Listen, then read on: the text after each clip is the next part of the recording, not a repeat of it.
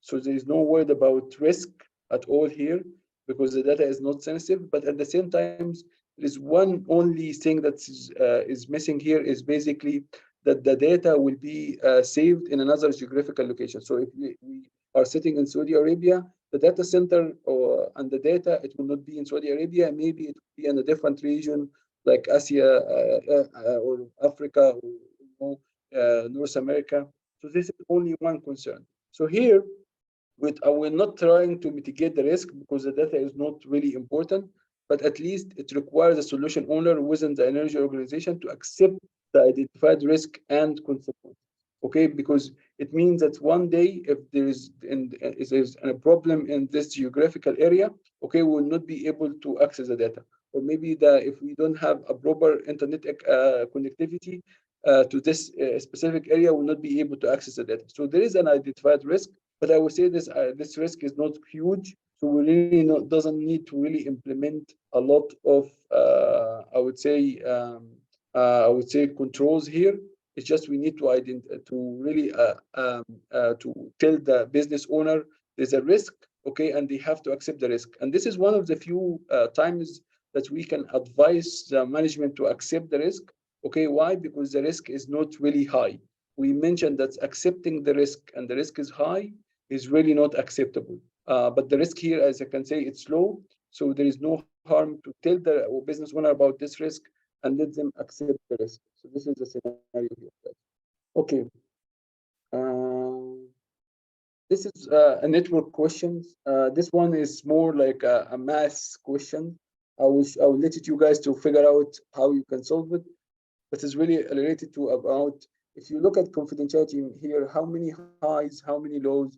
If we look at the integrity here, if we look at the availability, how many highs, how many lows. This is really related to something called impact and criticality. We maybe touched on it when we were talking about risk. So this is the answer of this question is easy to figure out. So let's look at this question, guys. Let me just modify it so you can see it. This is question number 26.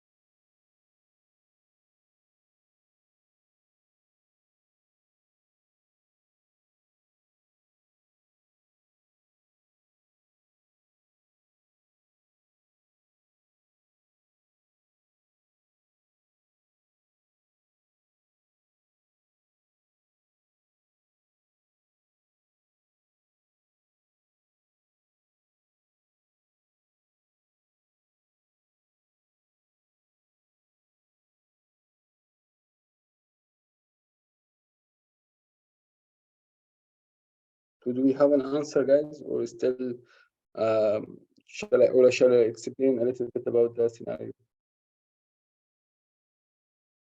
Yeah, look, there is could be here a multiple answer, Lamia, to be honest. Okay. But let's see. Okay, C and A. So we have A and C. Okay, this is from Najwa. It's good to see you, Najwa, participating, and also Afra. So this is good also. Okay, so we have also C and B. Okay, root protection and by the way, NAC, guys, is network access control, and NAC is a solution for basically to really filter the network traffic and really keep some machines quarantined if they are infected with the viruses. I believe we have talked about network, NEC before, I think in one of the lectures. Okay, so again, guys, what I see from this question can really have three answers. But the answer that I think it's really appropriate here is in order to stop rogue devices, guys. Rogue devices means that the devices that you connect to the network and start to act as basically a wireless access point or basically as a DHCP. Okay, so you really need to connect these devices to your network. Okay, and this is it will really it will really cause a lot of damage because if you connect a device and this device is acted as an access point or an DHCP or DNS can cause a lot of damage.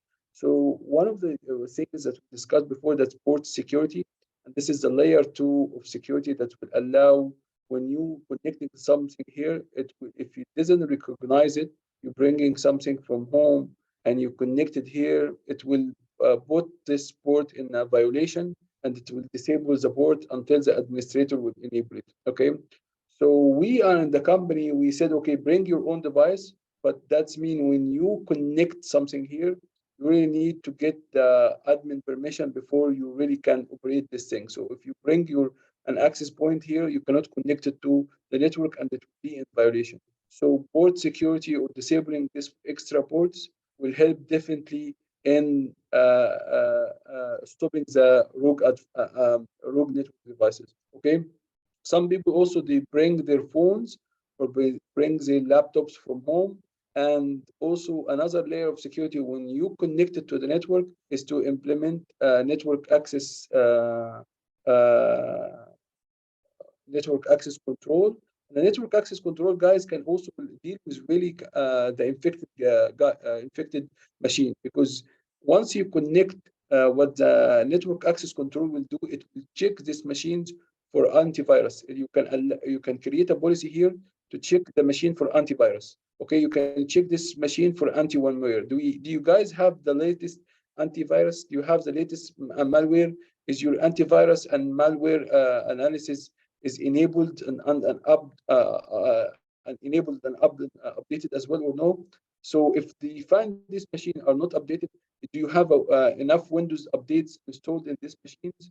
Okay, so the network access control server will do all this according to a policy. If it find the machine is not updated, there is no Windows update, there is no antivirus enabled, okay, there is no new signature installed, it can place this computer in quarantine. So basically, network access control, and also if the machine does have a duplicate IP address to another machine, then because this is network access control, it will not allow it to join the network because basically it will cause a lot of issues because we cannot allow duplicate IP address within our network. So really, NAC and port security can really be working on this. Also, HIBS host intrusion prevention system is good, but the host prevention system, guys, will not will be only good if it's enabled and updated. Again, who is going to check about if it's enabled and updated? The network access control.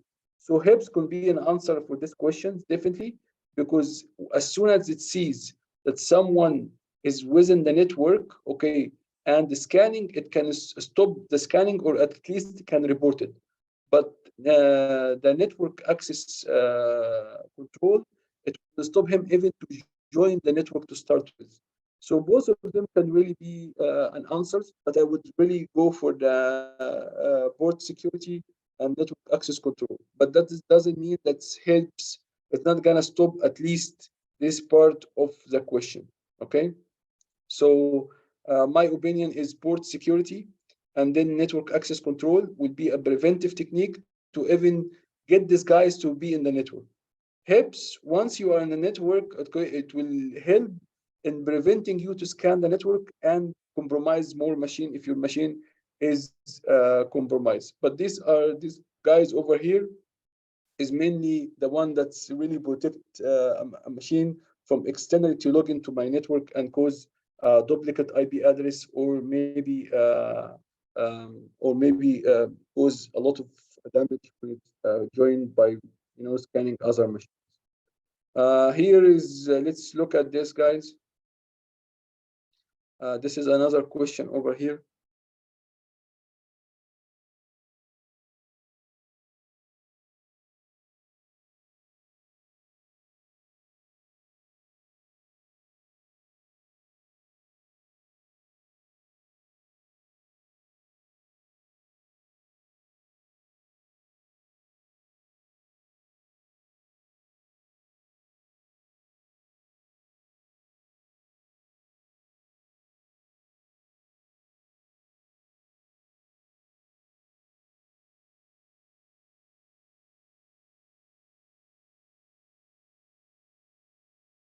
So we see a lot of different answers here in this question.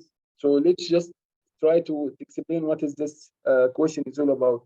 It's asking about the security as a risk analysis that this CISO will implement within the organization. So he's taking into consideration, guys, his previous experience, okay, his previous lessons that he learned, and also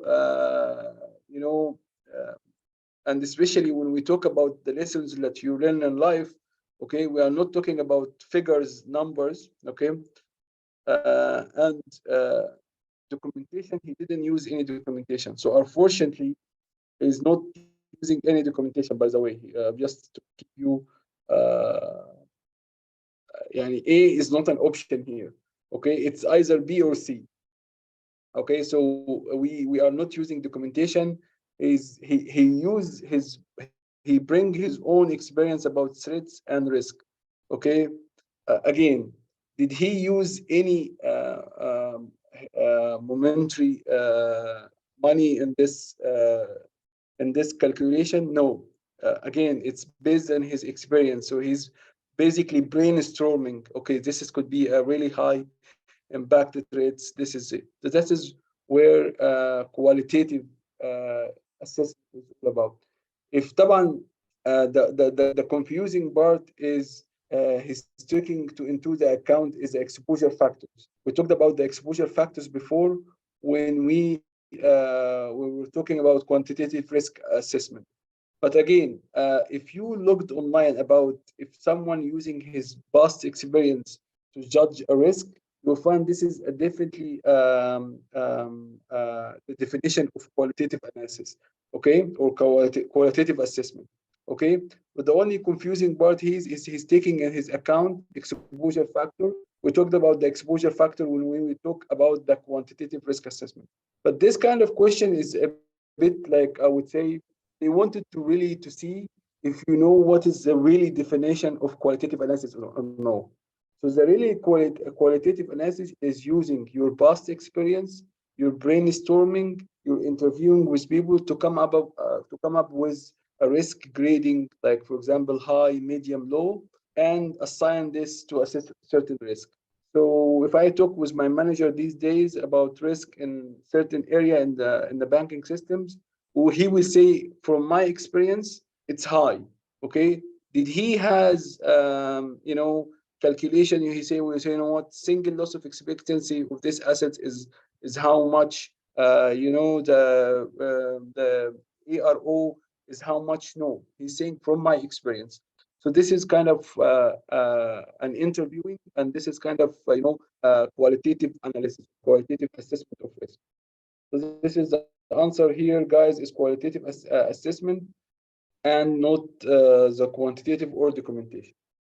Okay, so when you look at another question here, it's kind of managerial also controls to implement within the company.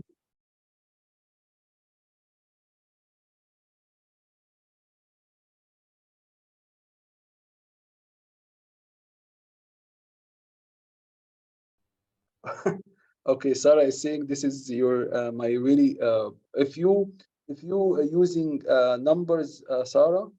So this is means it's a quantitative analysis. If you said, okay, I have the assets value is $10,000, I'm gonna say that's when we have an attack, I'm gonna lose 40% out of this assets. This is will give me the single loss expectancy. So it give you a money value. This is money value, what we call quantitative quantitative analysis, okay?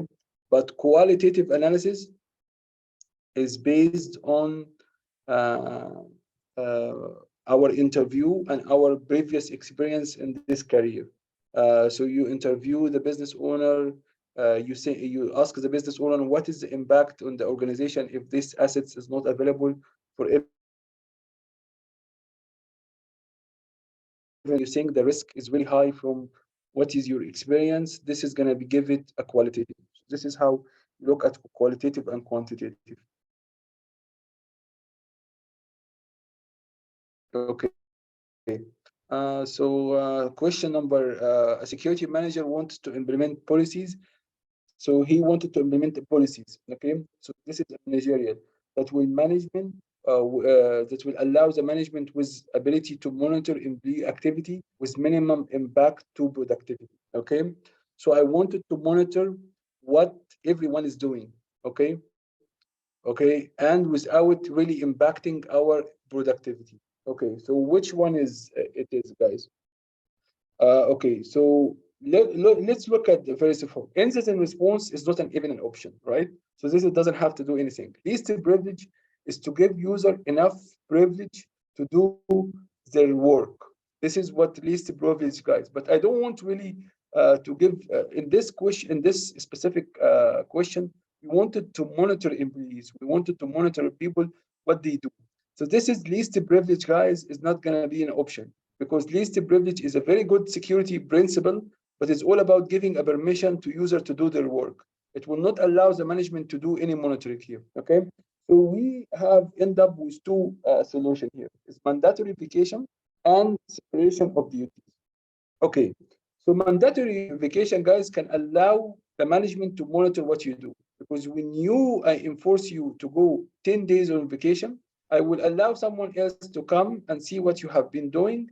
If it's something really malicious, I can figure out, okay? But only for short time, and it will impact the productivity because these guys will go for 10 days, 15 days, or 20 days out of work in order for me to monitor. What really is a management, so this is an option, but is not great when it comes to productivity. So this is out of the picture as well. We end up with a separation of duties. Exactly. So we end up with separation of duties. What we mean by separation of duties, guys, is everyone is doing his job, and you allow someone to monitor what some. You will not give someone full permission to do a job alone. So when he submit, when he, مثلا, for example, accepted a check, okay, you will have his manager, okay, to look at his signature and approve if this is could be done or no. So this is what separation of duties is. Okay, so separation of duties will allow peer reviews, will allow your manager reviews, okay, and it will give the management really clear monitoring for what employees were doing. So this is how this question I come up with a solution for this questions because it's a bit mysterious here.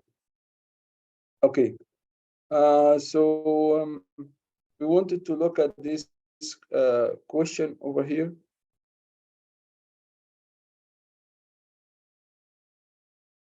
Yeah, ابتهال. Okay, definitely. Okay, I was it. Yeah, no. I think it's a good approach to try to eliminate the wrong answers. And again, the right answer would be always there. So try to eliminate the wrong answer. This is an approach that I take even in my exams. Yeah, you need to make it easier for yourself, otherwise you'll be suffering in the exam. So I have seen so many exams in my life, so I try to make it easy, and I study hard before the exam as well.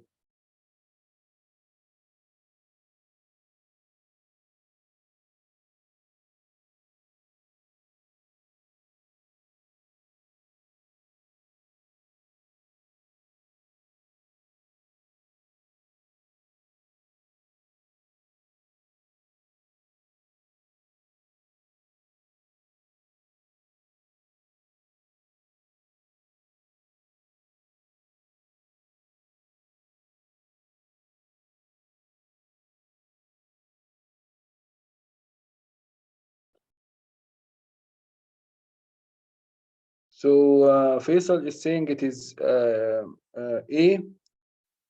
Samia is saying A.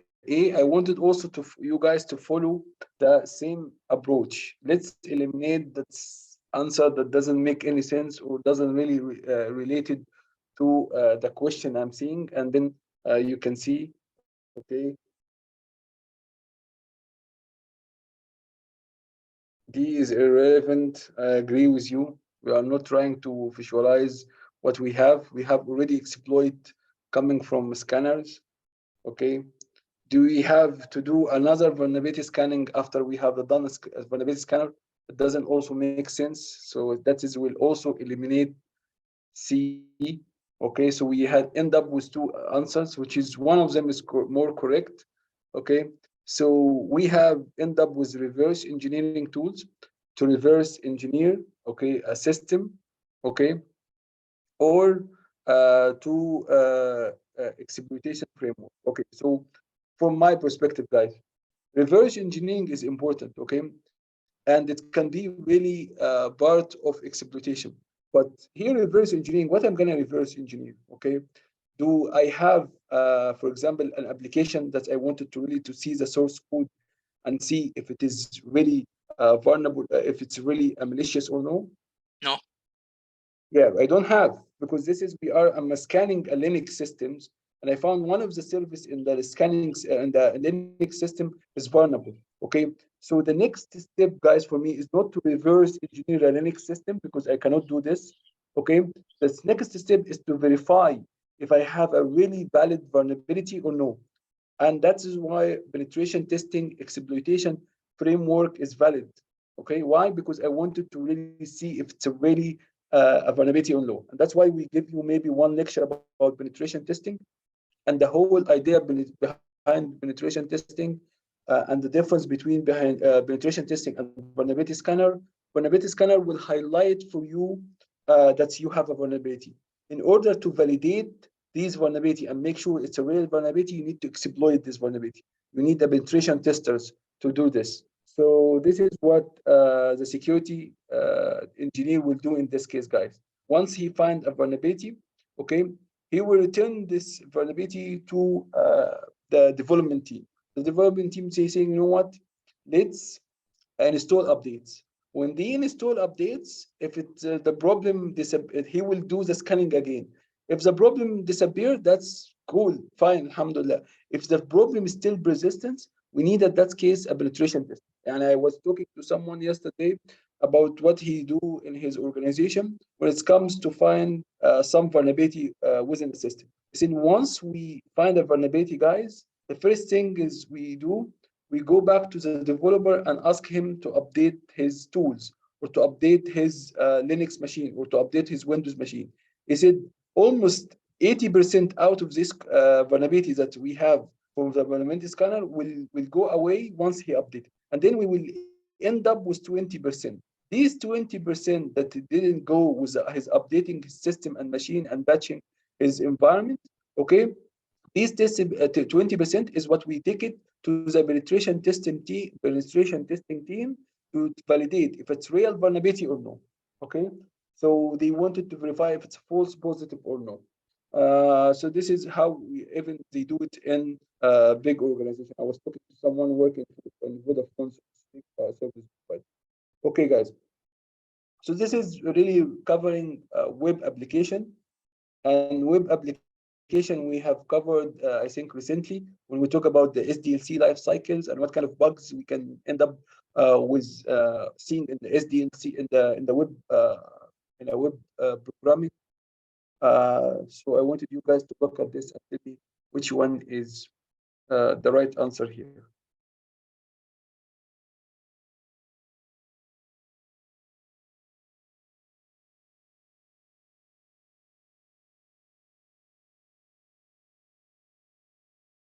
I know some of you already, mashallah, they're coming from web development.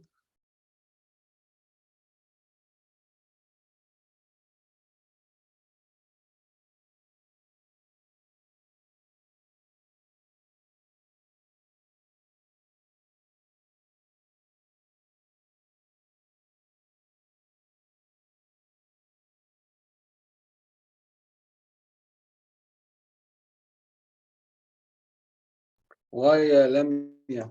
يعني I'm telling Lamia, it is. I would tell you this is not hard exam. By the way, wallahi, the questions in exams is very straightforward. يعني I'm giving you a really above the bar questions here to make يعني to train you for the hard one so you can pass an easy one. يعني Abir yesterday she was like telling me this exam is too obvious, too many questions that is very straightforward. And I was telling her it's okay. Let them just to pass with a good grade. So don't worry. I'm just giving you really an advanced questions here, just to train you for the hard ones, and then you'll find the rest. The rest is easy, inshallah.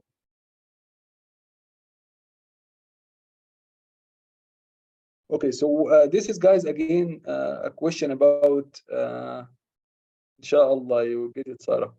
So again here, guys, we have doing something called peer review, and peer review means once you wrote your code, you'll have someone is looking at your code and trying to find vulnerability, or you're trying to find issues with your code.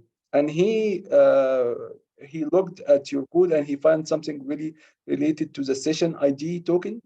And the session ID token we talked about, that's something called cookie or session, that what will keep you recognizable for the website. So we really need to protect the session cookies.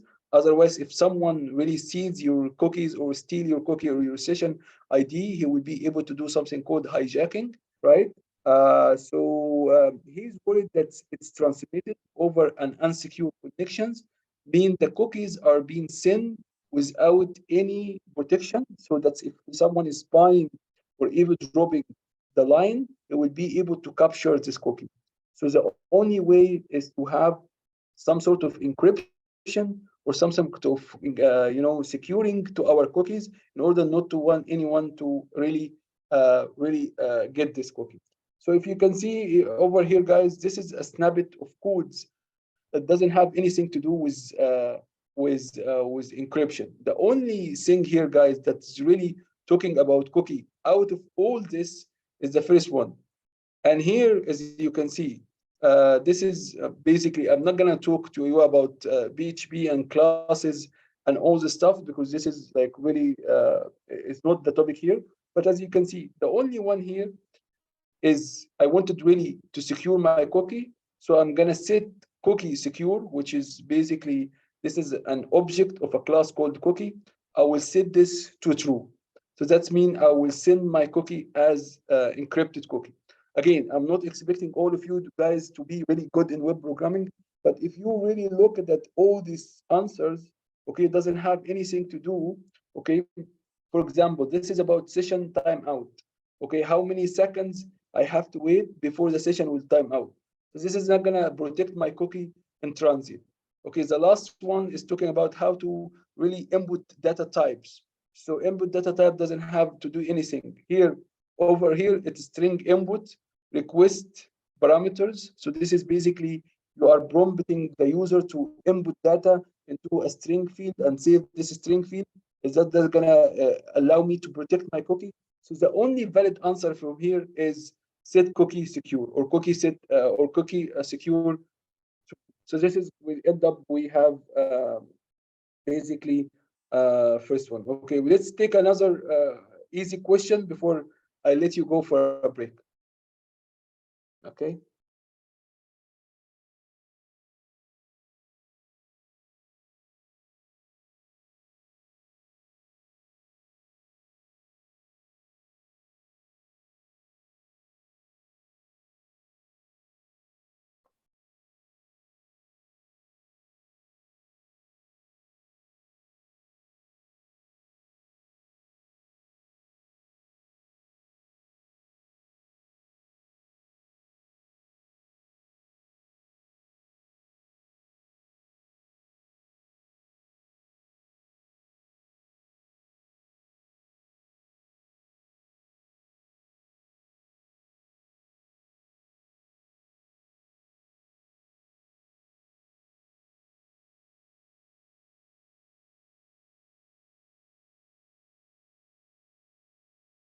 So do you get any answers here?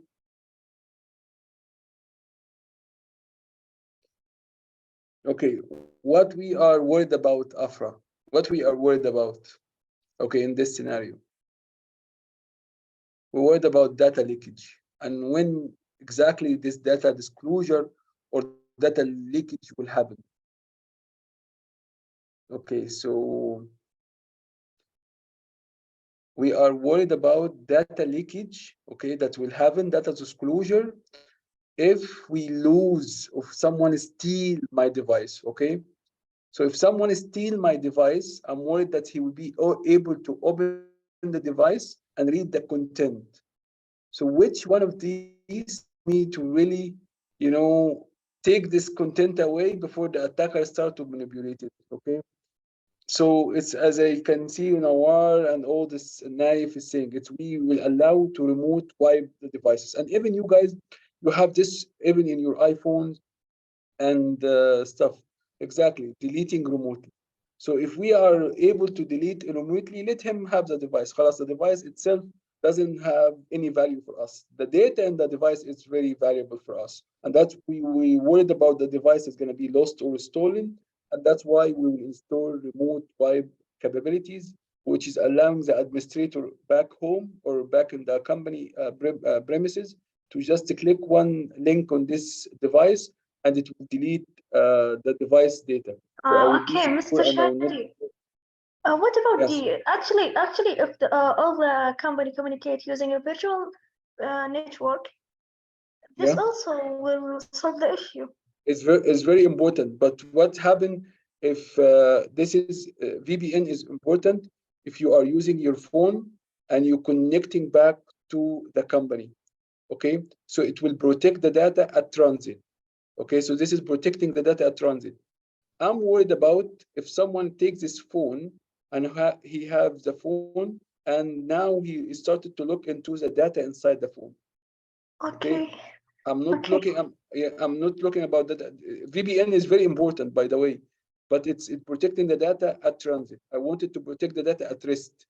Now, once you lost your phone, okay, I'm not worried about VPN. I'm worried about the data inside the phone, and that's why I can easily, if this phone is connected to any 3G or 4G network, I can send a remote command to wipe the phone and delete all the content. So this is could be the answer here. This is the right. I would 100% be the answer here. Okay.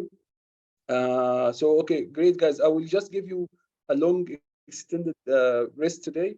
So we will take like 30 minutes rest and then we'll come back for another revision when we come back inshallah. So 30 minutes break and we'll come back 11 o'clock your time.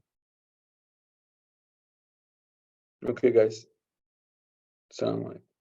Again, the exam is much easier than this, but I'm training you guys to really read and also try to think about how, inshallah, to solve the exam. And the numbering